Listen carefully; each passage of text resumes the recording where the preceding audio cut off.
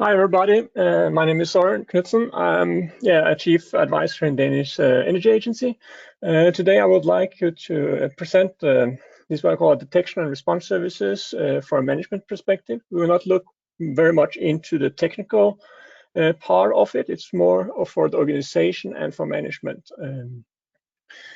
But that's not because it's not important. And I will start to talk a bit about how this is done in different areas. So if you look at, when we look at elite sport persons or Olympic attendees, we only see the attendees on TV. This is not because they're the only thing. They have a great organization behind them. And this is actually what we can learn from also when we are talking about detection and response in the ICS environment. So it's not only the experts that is needed, it also need a team and organization on how this team actually support the the people, actually in our case the technical people. But if you look at, for example, for the Olympic attendees, it's of course the Olympic attendees we see on TV. This information and this support for the technical people in the ICS environment is very critical to success. And when we conclude this, I will come more into what kind of organizational readiness that is needed. So the first one I would like to talk about is actually when we have first defined the leadership, we also need to understand what kind of leadership that is needed. So in this one, we need to think about the leadership that is following the company strategy honestly, or actually building on the values and alignment of the organization. In this, that the leader can be in line and show the consensus for the organization to the team. To engage in this one, you're also able to engage what we call a high performance team, which build on the knowledge, interest, investments, and so on for the teams. This is why I define these two triads, when the leaders need to focus on the knowledge, the strategy, and the values, where the team members have their investment in innovation and values. And these two triads is actually going together when we are building a functional, what we call high performance team. In this one, the team members need to be kind of feel that they are part of the innovation. In this one, we call part of the development when we are building the team and in the work within the team. So that's why I also said understanding the people's values from the leader's perspective is critical, because you need to engage those values, those interests, to get this really interest and this engagement from the team. One of the things I'm learning about when I've been doing this, both as a leader but also a leader of a team, is to understand that the people, you need to kind of you need to practice as you preach, and this is one of the fundamental areas when we are building kind of trust between people. So that's why I actually work pretty much on that. It doesn't sound like very much, but it's sometimes creating this balance is a lot more difficult than you think, where you actually need to balance between the values and team members and organizations and be alignment in those. But it's very important when building what we call a high performance teams. When we look more into the organizational priorities, which I have seen a lot, that is a topic that when we are coming into some different cyber attacks in the ICS environment, is missing, and that's why I call it very, very critical and very important. The first thing here is also for the team and for organization, it's very important to build and have a strategy. So this is what we're thinking about. How do we plan in several years in front, longer term or shorter term? And this strategy is, of course, from a leader's perspective, needs to be aligned with the senior management or your management, what you're referring to. But it also needs to be communicated to the team, of course, in some kind of overview, so they don't lose the interest, but they need to feel, again, they are part of the development, and that will give you as a leader back information as engagement and so on in a more better than in normal situations. Another thing, strategy is one thing, but another very important thing is our stakeholders. And this is where I see sometimes people are missing to understand the pre-attack stakeholders analysis or communication. And it's very important that building this communication with the stakeholders in a good time is very important. I've just pulled out some of the very important, or some of the I see sometimes that is important stakeholders in that one. Auditors, of course, if you have people coming in doing audit, is a good thing to understand those people if possible, but also be able to have a good communication with them. So when something happens, it's easier to contact them if you need that. The staff is often seen as the organizational leaders in the different groups, depending on what area you're working in. If it's in energy or more classic production or something, but you need to, it's important to have some kind of good communication or networking internally for the leaders and in good time. And what I see here is when you are under an attack, or what I coming back to where we differentiate an attack. But in this case, it's very important to have built the network, so it's a lot easier to get understanding on what's happening in that situation. So that's what I define as the staff. The value chain is, of course, important to have. That can be, for example, if you have some consultants going, it could be the value chain of your products, your assets, and so on. So the communication, so you actually are able to have a good communication with them. You might get into problems that you need those people's help, and then it's a very good thing to have some kind of communication, so you don't need to go through a full normal chain. One thing that people are not people question me about is why I put threats on here, and this is actually very important to understand from a business perspective. What are the threats actually, and what are the motives to actually attack you or your company? And there's different areas here. Sometimes it can be a small organization can be attacked just due to to test environments, to actually gain access to test environments, but also understanding what the threat is important, and also important to communicate up. Doesn't need to be the threat itself. It can also be what persons have access or have knowledge of the threats of the organization, and kind of being in talking to them, and when it happens, getting the information fast might help you to understand what's happening or what you're into right now. One thing I haven't put into my slide, but it's kind of very classic, is this communication. Everybody talks about the alignment between IT and OT. What I normally say, you need to have a good communication between IT, OT, and management. This is kind of three different languages people are talking.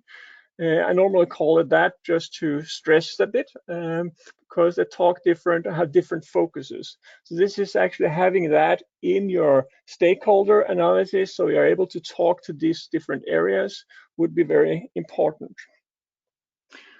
Another area that I've seen a problem actually per personal experience in is this prioritize, or what I call a priority slider. This is actually defining the organization's priority. And you can say, why is that so important? I can tell you, for a while ago, that was in 2010 with the Stuxnet, I was engaged in an incident as a technical person at that time. But in this one, we were actually waiting a lot of time to get organizational approval to do certain things, or their priorities to do certain things for this area. We're able to kind of contain the malware so it didn't spread out, but we were actually if the organization had a certain or very concrete prioritization of it, we would actually lower or use the organizations, or the investment time would be very shorter for the organization.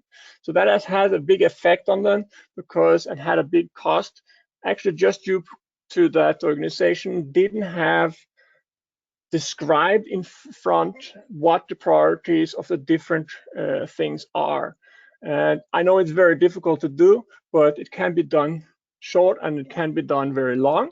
One thing that is very important when doing this is actually group it in hierarchies, but also that no slider has the same priority, because sitting there and having 10 different priority 7 doesn't make much sense in this one. You need to understand what is the organization priority. This is a really powerful one. And when I'm coming back to talk about the difference between incident and crisis, this is where you can actually tune them into different priorities in different attack scenarios.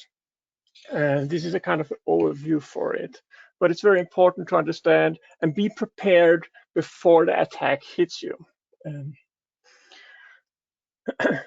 Looking a bit on the team setting, and this is a very difficult one. It's depending on the size and so on, but it's a good thing to understand from an organization's perspective that what kind of technical level should we go for when we are building this, or when we are developing or maintaining somebody who can help us if in this incident response or detection and services team. So what I normally say here is like, it's depending on the budget, depending on the maturity of the organization. But this project, this project slide, but this model actually from SANS is for the 515 cores, is actually telling very easily the 5 different elements of what kind of knowledge and where are you in this slider. And again, depending on the organizational cyber maturity and size, but I would recommend to actually put it somewhere or between active defense and intelligence. My personal favorite, of course, intelligence. This is not because it's higher, not necessarily, but it's also that the threat intelligence information, if that is very good, it will also include what I call a manager language or a normal language, not only a very technical piece. It needs to be understood both from the technical persons, but also from the management. And this information actually can help the organization quite a bit to understand is what is happening and how the threat picture is actually looking. Without that intelligence, it's more difficult to control, or not to control, but to know where we are going. But of course, it's depending on the organization's maturity and size in this one. So looking a bit of incident response types, I want to go into this just 3 major things. Like there, you can actually put a lot more, but it's important to just differentiate between these different areas. So when I'm talking about an event, it's more or less that what we see very normal is doesn't need the active defense necessarily. You will have the passive defense will actually work fine here. It's often kind of where we have some scannings, we have some some things that is coming in or trying to come in that doesn't necessarily have impact for the business, a large impact for business or welfare of people. So this is a kind of not day to day, but it's often seen in a lot of coming new events.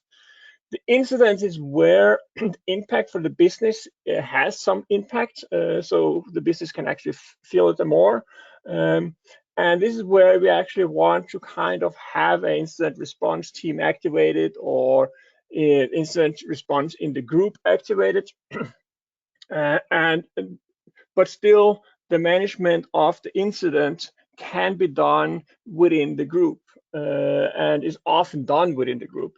When we have a crisis, just to lever the differences here, this is where we see the welfare of people or the organization is impacted.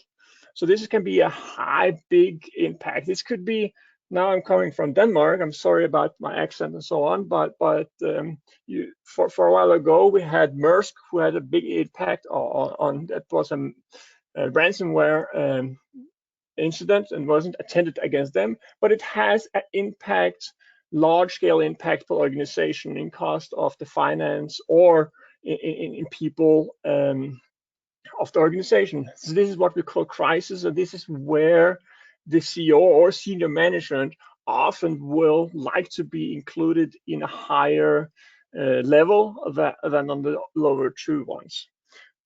Looking a bit back, it's important to also coming into this, important to understand that the team needs to have some different levels that can be aligned to these three levels. Also, when we are talking about the priority sliders, you might have different priorities in different, even if different levels. So if it's an incident, you have some priorities, or in the crisis you have another. You might subsection this one, so it's different areas have different priorities in different events and so on, incident and crisis. But that is very important to put into your priority slider, so you actually know before, when this happens, we have this and this mandate, or this and this priority for the organization. So that's give. So a lot of this can be integrated in a good way together. I want to go into a bit about setting the team, because this is where I met some people we have a lot of discussion about, and I can see that, but again, it differentiates quite a bit between the size of the organization. In the larger organization, now I'm working in Europe, so for you it's probably the mid-size organization, what we call larger. But then we have what we call an incident director.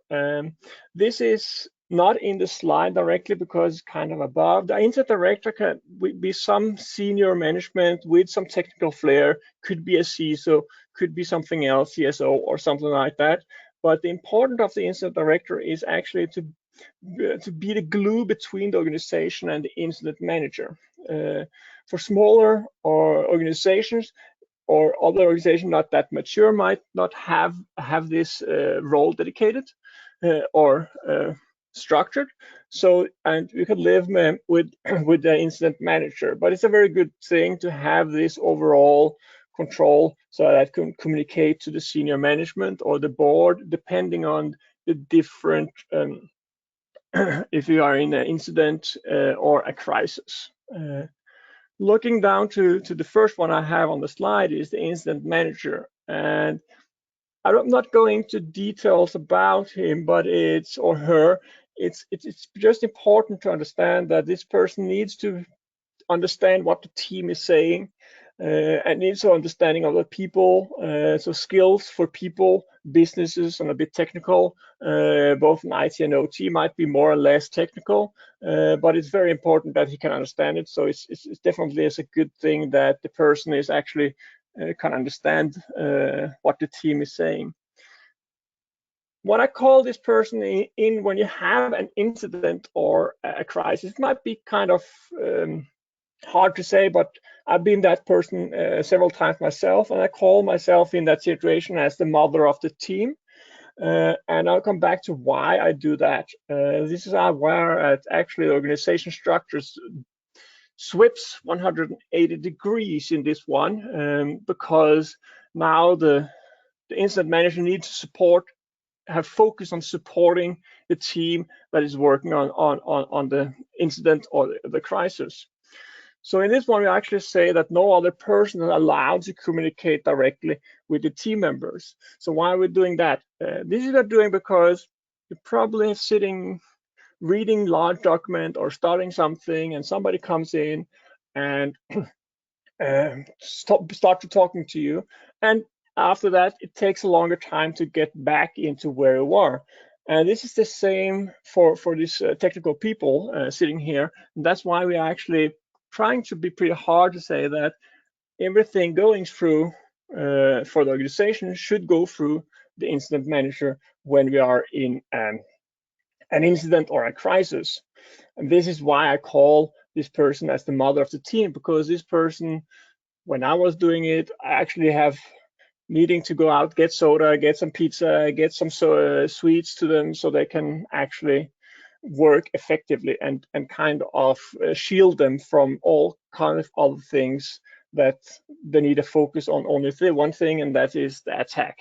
Of course, there's a lot of different other things you need to build in a team. This is more the technical people, like the security network analysts, which is the networking people who knows about the firewall, the IDS, and especially the OT areas. Again, the OS person or roles, I'll call it, needs to focus more on the OS situation. This includes the understanding of somewhat how the OS can be impacted. This doesn't need to be stopped with Windows, Linux, and so on. It also can be on a PLC. It could be some different embedded system. They don't need the deep process information because that is the SCADA specialist's role. The IR and the forensics people are the one that actually see the thing on a wider basis, but very deep. So what I say wider basis, because they need to understand both the attack situation on OSs and network, and all this we are actually putting together, and that's why I'm trying to communicate that they all need to be, of course, a team player, follow a good list, an analytic and digger, and so on. Looking more when we are thinking about what kind of pitfalls in selecting people, this I've been seeing a lot, is that a big difference between, in my experience at least, is that when people selecting IT staff, it's not the same as when you're talking of cybersecurity people in the OT or ICS area. So for selecting doers is sometimes a good thing in IT, sometimes not, but definitely in ICS is not really a good thing. It can actually destroy pretty much more than it makes good. So this is one of the one I said, too many doers can be a problem. In that area, I can tell you that in a while we had a patch for the OS on a historian database, and because that wasn't tested sufficient, the historian database went down for 2 weeks. And of course we could do production, but sometimes you could do, but it's not optimal production. So it's a kind of, it's not very good production. So it needs to a lot of extra hours and a lot of extra things when we're missing that data. And that actually was a very high cost for the organization. So that was not a happy moment for that organization doing that. Just focus on selecting the people that are pretty much can be a little too fast in doing things before they're testing it, analyze it, and so on. And that's why I would say we don't really love the doers in this one. And so we need to focus on the people that can follow our lists. So it's OT focused, technical knowledge, and not a team player. Not a team player is not a good thing either. So what I'm saying here, only technical knowledge, is that if they're only focused there, they might be able to engage it depending on the size of the team. But it's also important that they can communicate and be a part of a team. And that's why I've said only technical knowledge might be a problem. I've seen that. One of the most important thing is this one, is that's empowerment of the team. And I talked about the incidents and the crisis, talked about the organization, the strategy, but also on the priorities of the organization. So this is where it all can be tied together to empower the team efficiently. So let's say that when we have an incident or a crisis, that can be also defining what kind of control should the incident manager and the team have in different situations. So this can be, for example, that we need to empower the incident manager in somehow, but also that it's different between if it's a crisis or if it's an incident, for example. Normally saying that updating the management team more than one or twice a day would often come into that they're getting information that is not sufficient analyzed, or that might have a political impact or communicational impact. So maximum 1 or 2 times a day. That's what we've found out, that it's actually a good thing to do. But then you can actually say, should I choose 1 or 2? Depends on the organization, and depends on what type of incidents you are in, and that's where we could actually align it with the incident type. So the team structure, what I've seen a lot is that you can actually choose for what I call an integrated team, in-house or consultants. And it's very often that you see that the team is not only employees, and this can have different aspects, different areas, but also different regions of the world. But what I see is that using consultants may gain higher experience because they have more instance, and that's what I call sometimes. And this is where it gets kind of messy in sometimes, because it's very important to understand that there's a big difference between the experience and the education of people. And I've seen sometimes that making contracts to different CCERT or something like in ICS, and when we're evaluating the people sitting in that CCERT, there is not very much sector-specific knowledge. So ICS knowledge in it, it has a lot about in IT, and that's why I say it's sometimes. So it's very important to focus on the people when we are building contracts or integrating team with consultants. Do we get the right people in the team or the team structure here? So evaluating that is good. Another, but sometimes when they have a lot of, it's gaining a lot of knowledge, getting a lot of expertise into the team that can actually do a lot for the team in boosting the communication and the knowledge in the team, which is very, very positive. The cons in this one using consultants is more like, how do you integrate them into the business processes or the production processes? And of course, there is no silver bullet for this one, but one thing that could be some of the mitigation is actually using long-term consultants, if you are able to that, to the same person, and have them in limited week hours or something like that. I've seen that working pretty well. Other times it's not working because the consultant company, you're not able to get the right person. Now you're getting a new one, and that can be a problem if you have a new person in the team when the attack arises. So there's no really easy, simple way. It's actually trying to have a contract with somebody, and if there is a pool of people, it's a good thing if you can somehow teach them up or have something that they can understand your processes as well. As an organization, it's important that the ultimate responsibility for the security belongs to the organization and not the consultants. And so to take a responsibility of it, and sometimes it's easier to blame the consultants, but nobody wins with that one. So it's better to control it than to push it over. I don't know how it is in so much in the US, but what we see in Europe is that is a growing thing when we are talking about horizontal or hierarchical team. So that can be both on different location. I expect the US have a lot of that, I know that.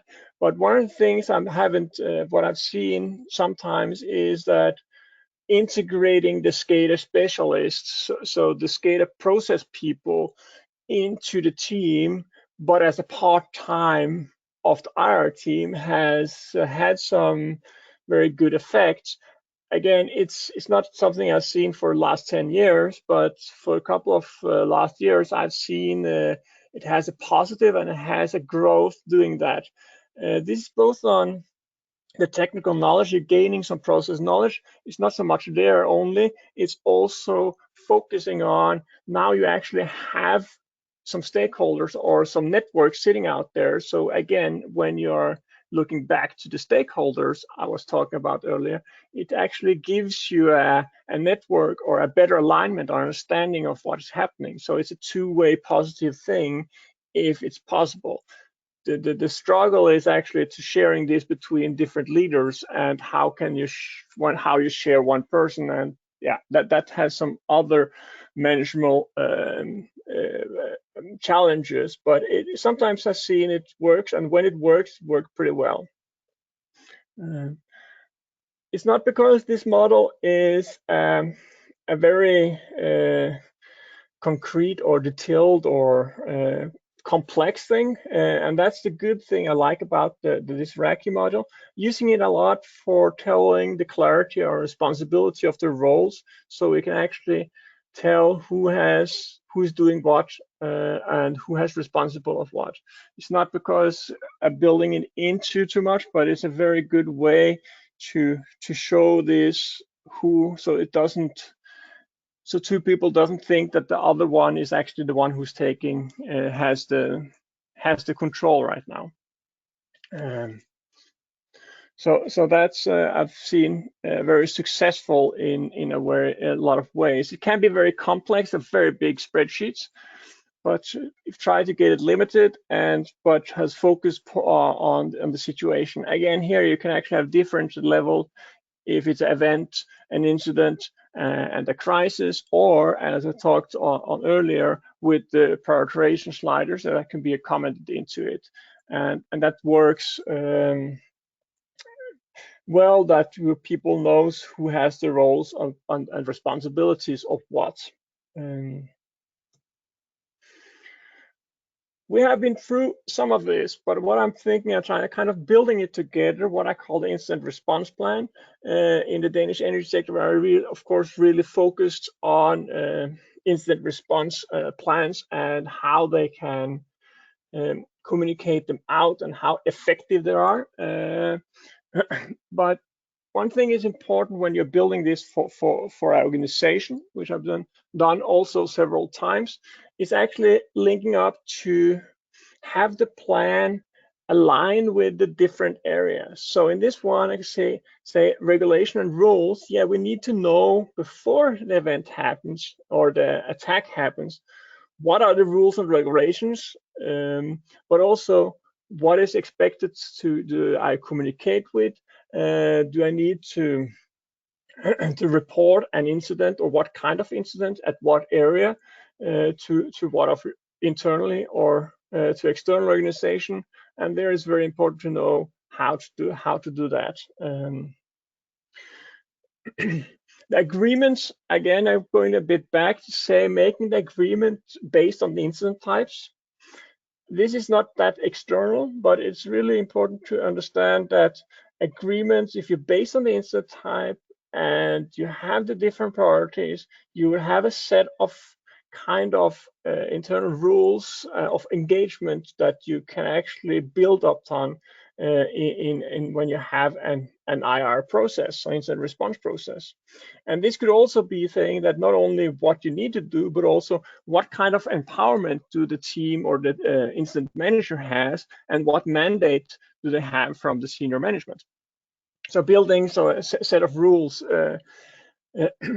Having this plan can be very complex. So when you are in an attack or have an incident or a crisis, it needs to be either as another document that need to be written in less than 10 minutes. So read and understand it in less than 10 minutes. Why is this? It's because when you're coming in as a technical person or incident manager, it's not a good thing to have a 50 pages plan or response plan, because you're using a lot of time to read, understand it, which would be better off doing on incident response. But you also need to understand, you also need to have the information on understanding what are the priorities, what are the different types, and what is going to do for the organization. So that's why it's a very good thing to have a less than 10 minutes version of it in this one. The roles, so the roles we think about here is more like, what roles do we have internally in our team? If we're using consultants, we need to have contact information or other externals that could be partners or other in our value chain. So the contact list is important, and don't have it on the computers necessarily, because that you probably need to have it some other way as well, some of them at least, because if those servers are attacked, you might not have access to it. This we had in a production environment where we needed the plans for the power station, and the problem, all those plans also was in the database, and that was not accessible, and that gives so we needed to have somebody drive for 4 hours to actually get it and drive back again 4 hours, so to get it from another site. And then it might be a good thing to have it in some way that is not that detailed necessarily, but it's not a full thing, but a thing that we can actually go in and work with and start, so we don't need to have that delay. So I talked about the priorities and the stakeholders quite a bit. How do we communicate when it's needed? So, and who do we communicate with, and at what interval? This is both internally, it might also be externally because of legislation and rules. So having a plan for that one, and not because it's the last one or the least important one, the proactive services, but sometimes it's good to have some, if you have some training, some audit reports, pen test reports, something like that. It can help in different situations. One of the things is, for example, asset list, and where it's very valuable information in this one. It's not because I want to go too technical in this one, but it's important also to understand some of the technical areas that is very important for the team and also the organization. And one of these is the ICS visibility. So understanding the impact, or not impact, the importance of the visibility is very important in especially in ICS environment, because one of the really nice thing about this ICS environment is that they are quite a much more structured than in normal IT. And somebody says, you have a lot of communication, yes, but it's still a typical SCADA system has a more structured way than we normally see in office networks. And that's having that visibility, understanding that data flow will help a lot, because we are able in a higher degree of using abnormality analysis and to detect the possible threats. So this is really having that. So why do I stress this on when we're talking of the management? It's actually because a lot of people or organization is not understanding the importance, and this is not only products but also people that are actually able to analyze and do this on the day to understand what is happening, and this will also help detecting when an attack happens. So data flow is very important and can be very critical. So going on with the ICS visibility, if you're going to three important areas, that's kind of NSM, what we call network security monitoring. So this is the way of actually understanding what is happening on the network. It's the assets in this one, and asset communication profile. And that tells us quite a lot to understand who is communicating to who is normally doing it. So if you see some strange things, it's a lot easier to see this on abnormality. It's kind of it's easier to catch a mouse in a room with light and without light. So if you don't understand the communication profile, it's a lot worse to spot a possible adversary in this one. So, so understanding that. And a lot of people are thinking about this as a more hierarchical, what we call in the different levels of the zones here.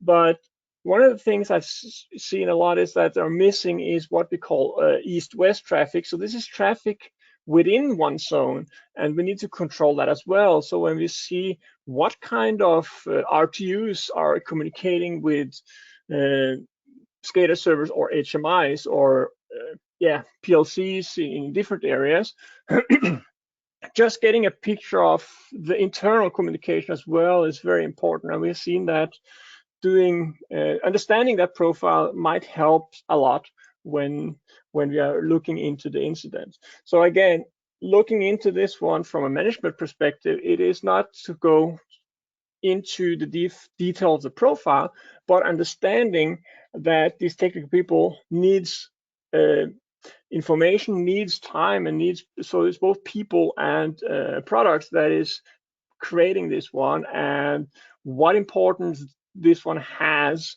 for the organization when you are getting attacked. And that's why I'm kind of taking this with. So one of the very important areas from a management perspective is actually to shorten the time of the attack. And that is actually helping a lot if the techies down there are having a good picture from before, so they can do what has changed in this one. So we talked about the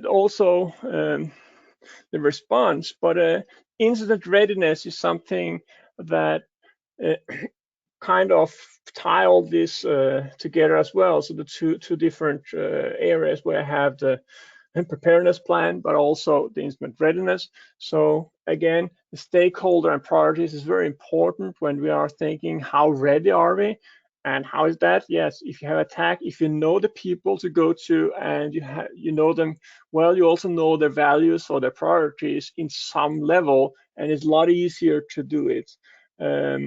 Sometimes I've seen if you don't have that communication is that people might be afraid to ask some other people because sometimes they're a bit harsh in their communication.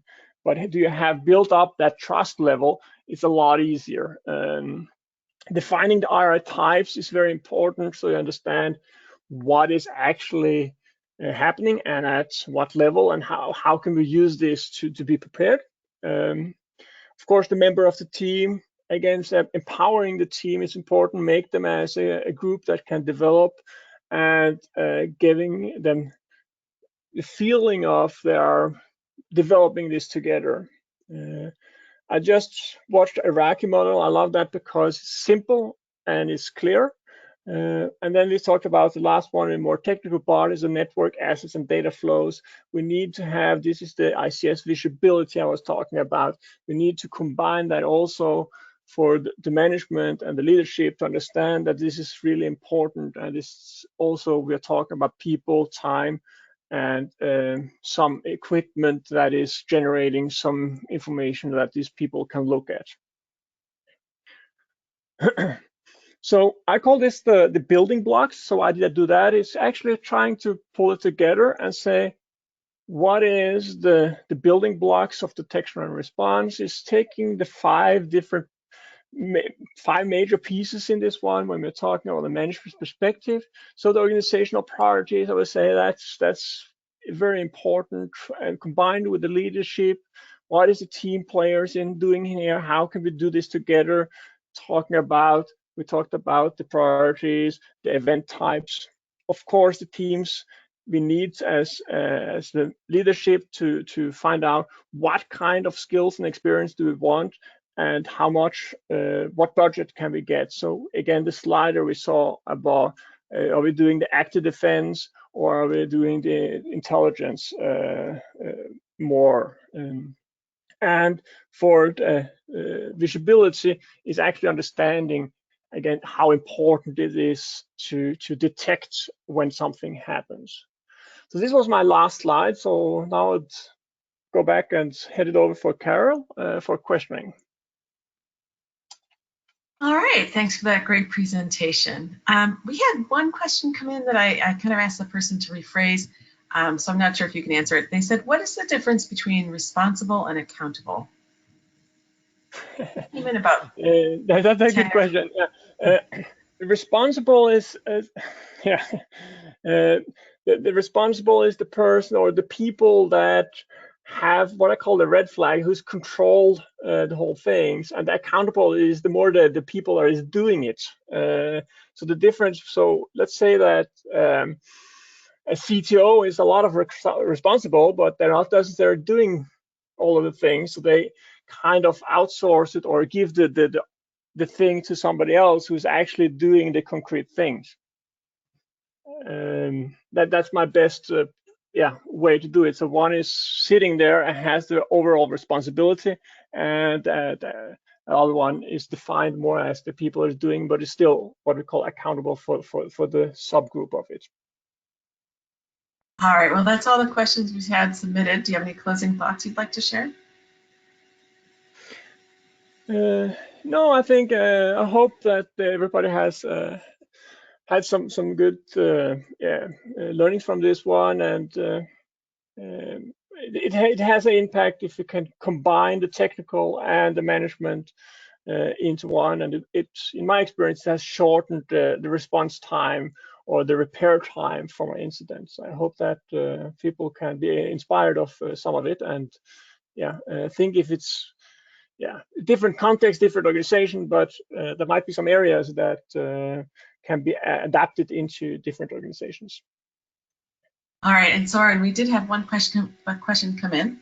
It says, how can we prepare IR plan? Oh, yeah, that's a big one. How can we prepare IR plan? It's more or less that I don't know how to. I'll try. Thinking about IR as when things happens where now you are hit or you got information about it. So there's two aspects. It's actually now we know that we are hit, or the pre-plan where we are saying about we don't know we're hit yet, but we need our plan to adapt into that one as well. So there's two areas of it. So one is that we need to have some threat hunting is a very good way to actually find out if we are hit. But when we are hit, it happens. What do we do then? So going back to how to prepare IRL plan is actually trying to adapt into different attack scenarios, understanding what is the normal ones happen out there, and trying to build a time plan. So I like always to say to put it into a time plan and say what is happening here and divide it in different sections and try to plan from that one. It's not an easy way, but it helps a little. So you have a post time plan and then a pre time plan in that one. I don't have a kind of I could build it actually, but a plan that says this is the template of an IR plan. But looking into the different area of an attack scenario will definitely help a lot. All right, thank you. We've got a couple more questions. How do the detection and response services work with the organization's enterprise risk management processes? Do you think that this is necessary and important? Yes, I do. So the risk management, and that's an area what I see in that one is how it's different when different organizations do the risk management. I'm not a risk management expert. I just need to stress that. But in a lot of them, I see that they're not looking too much into what kind of attack have you seen historical in ICS, and how can we combine that into that one? So and how can we align it, the incident response? We should align it that feeding up information from an incident response, because we are focusing on when the attack happens or really before the attack happens, feeding that information up to the risk management to say, okay, what happened in Ukraine? How can we learn different aspects so we can pull that up to our risk management plan if you're thinking about an attack scenario? that has given some, I don't know how to say it, shakes in Denmark, at least, because it's a different way to look at it. And unfortunately, that has not been in normal risk management in Denmark too much. And if you have that in the US and focusing on that one, that's great. But that is the integration I see can be of value. So you can take the incident is more active, more focused, more, and the risk management is more overall. So the feeding between them is actually very important. It's more like tabletops exercise, but it's if you look at a pen test, that is not a tabletop, but that is actually what a pen test also is doing with risk management, is feeding information so you can get some new scenarios for risk management. And that IR plan can also do that. All right, thank you. Mm-hmm. How can we persuade the client about the ICS required for all new projects? Whoa, yeah. That something takes a while.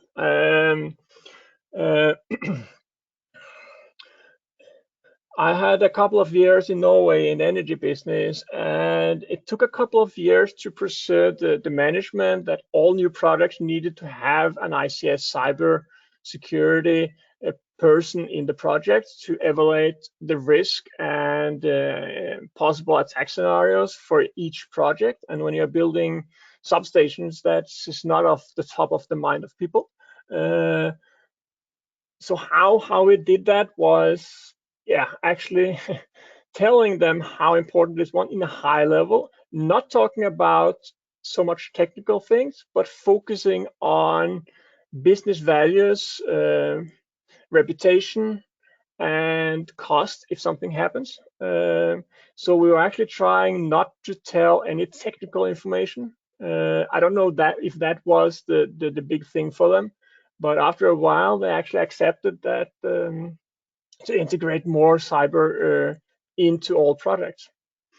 So to answer the question, it's very difficult depending on the organization, but I would definitely try to minimize the technical information and maximize the cooperation, the value, the reputation of the organization, which is also the leaders, and the business impact in financial figures, if possible.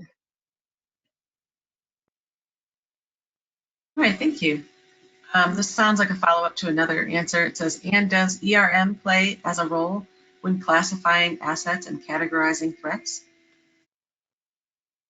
Can you repeat that, Carol? Yeah. It sounds like a follow-up from a previous answer. Okay. They say, and does ERM or ERM play as role when classifying assets and categorizing threats? Yes, definitely. Because when you are classifying assets, you probably have so many assets. So when you're doing a classification and aligning that to the incident response, and we need to divide them in different groups.